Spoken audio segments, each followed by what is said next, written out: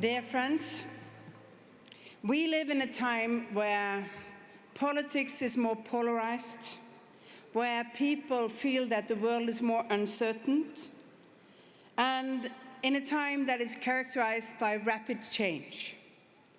To be relevant as politicians, we have to answer on those issues to our voters.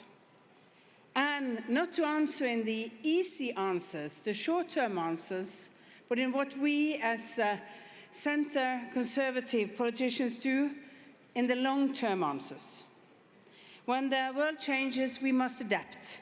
We must steer into the future on a safe course. Our family also have to work on the long-term issues. And climate change is our greatest challenge.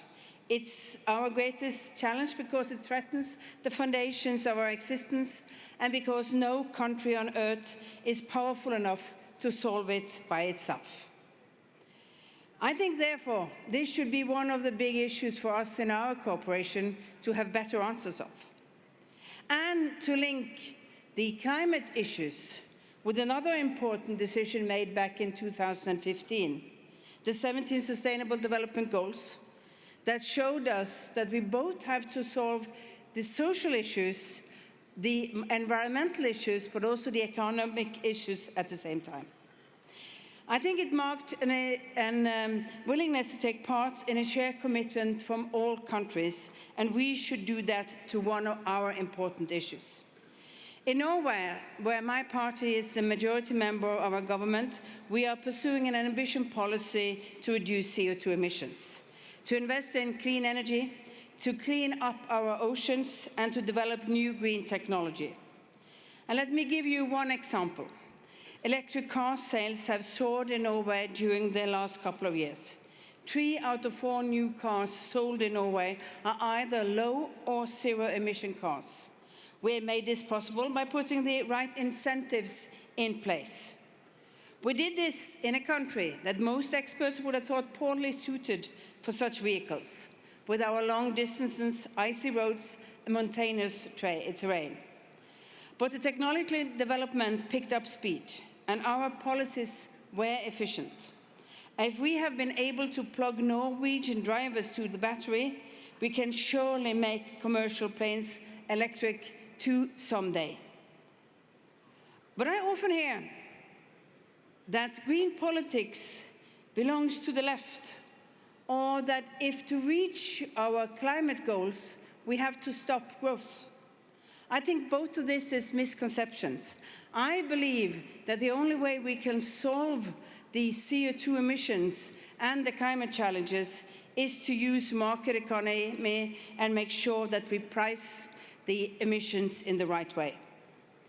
And it's true that each one of us must make changes. We must all make sacrifices. We have to give up old habits, and it's never a pleasant experience. But we as a family of conservative parties should understand this. But the core of our policies to improve innovation, to make sure that we use the market economy, is in fact the biggest driver if we make it the right way.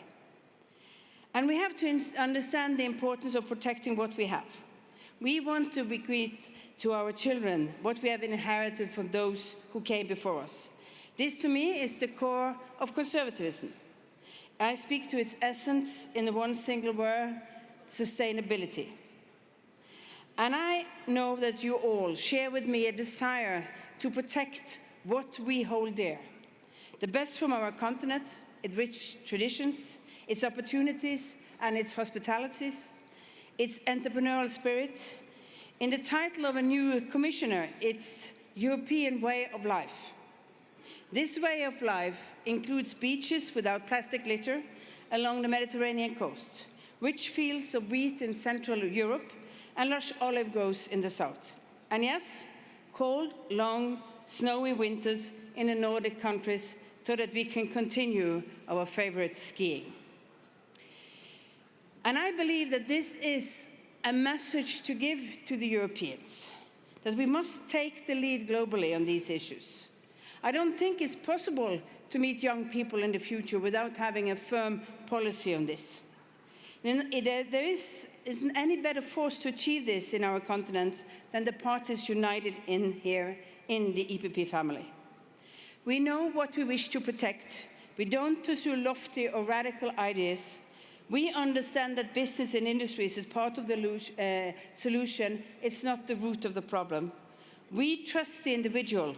We don't fear freedom or liberty. And lastly, we manage to stand together, not to tear each other apart.